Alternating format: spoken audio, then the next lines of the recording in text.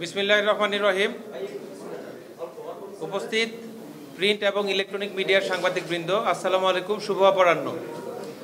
RAB প্রতিষ্ঠা লগ্ন হতেই বিভিন্ন অপরাধের সাথে সম্পৃক্ত ব্যক্তিবর্গদের অতি স্বল্প সময়ের মধ্যে আইনের আওতায় আনয়নের ক্ষেত্রে অগ্রণী ভূমিকা পালন করে আসছে। বাংলাদেশ আমার অহংকার এই মূল মন্ত্রে উজ্জীবিত হয়ে র্যাব ৮-এর সকল সদস্য দেশমাতৃকার সেবায় সর্বোচ্চ উৎসর্গ করতে দৃঢ়ভাবে প্রতিজ্ঞাবদ্ধ।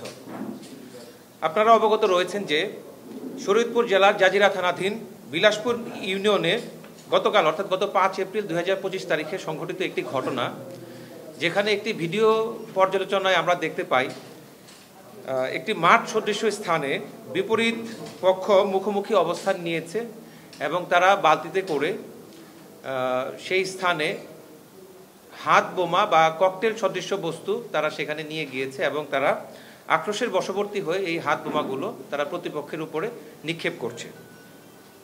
এরূপ একটি ভিডিও চিত্র মুহূর্তে মিডিয়া অঙ্গনে ব্যাপকভাবে আলোড়ন সৃষ্টি করে এবং বিভিন্ন অনলাইন এবং প্রিন্ট মিডিয়ায় ঘটনাটি ব্যাপকভাবে প্রচারিত হয়।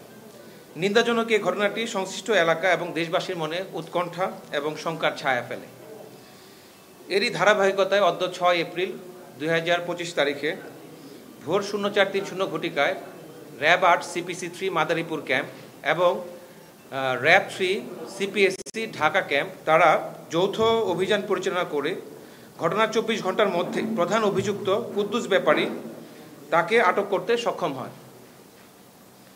ঘটনার বিবরণ এবং এজাহার বর্ণনায় জানা যায়, বিগত ইউনিয়ন পরিষদ নির্বাচনে শরীয়তপুর জেলা জাজিরা থানাধীন বিলাসপুর ইউনিয়নের চেয়ারম্যান পদে কুদ্দুস ব্যাপারী এবং জলিল মাতাব্বর উভয়ই প্রতিদ্বন্দ্বিতা করেছিলেন। তো উক্ত নির্বাচনে কুদ্দুস ব্যাপারী তিনি জয়ী হন এবং জলিল মাতাব্বর তিনি পরাজিত হন। তো এই নির্বাচন পরবর্তী সময় হতে উভয় দলের মধ্যে চরম বিরোধ চলমান ছিল। তো এই উভয় পক্ষ ইতিপূর্বেও তারা এক দল আরেক দলের সাথে একাধিকবার সংঘর্ষে লিপ্ত হয় এবং এই সব সংঘর্ষে উল্লেখযোগ্য সংখ্যক ব্যক্তি আহত এবং নিহত হওয়ার ঘটনা রয়েছে। এরই জের ধরে গত ৫ এপ্রিল ২০২৫ তারিখে সকাল ০৭:৩০ ঘটিকায় প্রথম ঘটনাস্থল শরীয়তপুর জেলার জাজিরা থানাধীন বিলাসপুর ইউনিয়নের কাজিয়ারচর গ্রামের জসিম উদ্দিন ইঞ্জিনিয়ারের বাড়ির সামনে উভয় পক্ষ এলোপাথারিভাবে ককটেল বিস্ফোরণ ঘটিয়ে জনমনে আতঙ্কের সৃষ্টি করে এবং বেশ কয়েকজন আহত হয়। এরপর এজাহারে বর্ণিত অভিযুক্তরা একই দিনে সকাল আনুমানিক ০৮:৩০ ঘটিকায় দ্বিতীয় আরেকটি ঘটনাস্থল শরীয়তপুর জেলার জাজিরা থানাধীন বিলাসপুর ইউনিয়নের মুলাই ব্যাপারী কান্দি গ্রামের ফয়জুল সর্দারের বাড়ির সামনে ফসলের মাঠে পুনরায় একত্রিত হয় এবং এলোপাথারিভাবে ককটেল বিস্ফোরণ ঘটিয়ে জনমনে আতঙ্কের সৃষ্টি করে। এ ঘটনার সংবাদ পেয়ে জাজিরা থানা পুলিশ, র্যাব এবং বাংলাদেশ সেনাবাহিনীর দল সেখানে গমন করে এবং পরিস্থিতি নিয়ন্ত্রণে নিয়ে আসে। সংঘটিত এই ঘটনায় একজনের কবজি বিচ্ছিন্ন হয়েছে এবং আরও প্রায় ১৫ জন ব্যক্তি আহত হয়েছে বলে আমরা জানতে পারি। এই চাঞ্চল্যকর ঘটনাটি র্যাব ৮ বরিশালের নজরে আসা মাত্র নাশকতাকারীদেরকে আইনের আওতায় নিয়ে আসার জন্য আমরা আমাদের ছায়া তদন্ত এবং গোয়েন্দা নজরদারি বৃদ্ধি করি।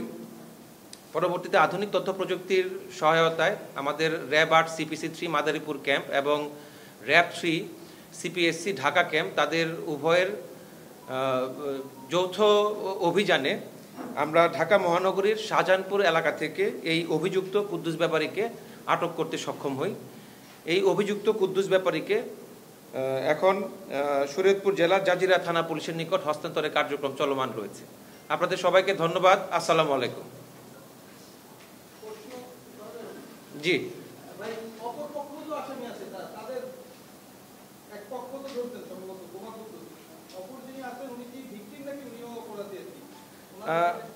কুদ্দুস ব্যাপারের বিষয়ে আমরা যেটা জানতে পেরেছি যে উনি সাম্প্রতিক সময়ে উনি জেল থেকে বের হয়ে আসছেন। ওনার নামে একাধিক মামলা রয়েছে, যতটুকু জানতে পেরেছি ২০টিরও অধিক মামলা রয়েছে এবং তার প্রতিপক্ষ যিনি জলিল মাতাব্বর তিনিও বর্তমানে জেল হাজতে আছেন। তো বেসিক্যালি তাদের মতাদর্শী যারা আছে তারাই মূলত এই সংঘর্ষের তৈরি করেছে বলে আমরা জানতে পেরেছি।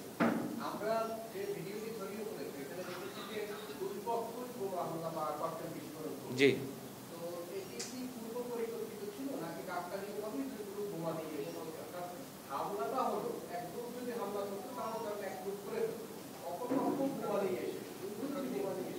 না, ঠিক আছে, আপনার প্রশ্নটা আমি বুঝতে পেরেছি। জি, না, নর্মালি যেটা হয় যে এই যে ঈদ পরবর্তী সময়, ঈদের সময় বেশিরভাগ মানুষজন তারা তাদের নিজ বাড়ি বা তাদের কর্মস্থল থেকে বাড়িতে আসে, ছুটিতে আসে। তো এই ঈদ পরবর্তী সময় যেহেতু গ্রামের মধ্যে বেশিরভাগ মানুষ তারা এখানে হাজির থাকে এবং তাদের যেহেতু পূর্বের সময় থেকেই দুই দলের মধ্যে বিরোধ বিরাজমান ছিল, তো আমার মনে হয় যে এই বিরোধের জের ধরেই তারা ধীরে ধীরে সংঘবদ্ধ হয় এবং ওই দিন ওই সকালবেলায় তারা উভয় পক্ষ প্রস্তুতি নিয়েই তারা এই কার্যক্রম সম্পন্ন করে। জি, ধন্যবাদ, ধন্যবাদ। সালাম আলাইকুম।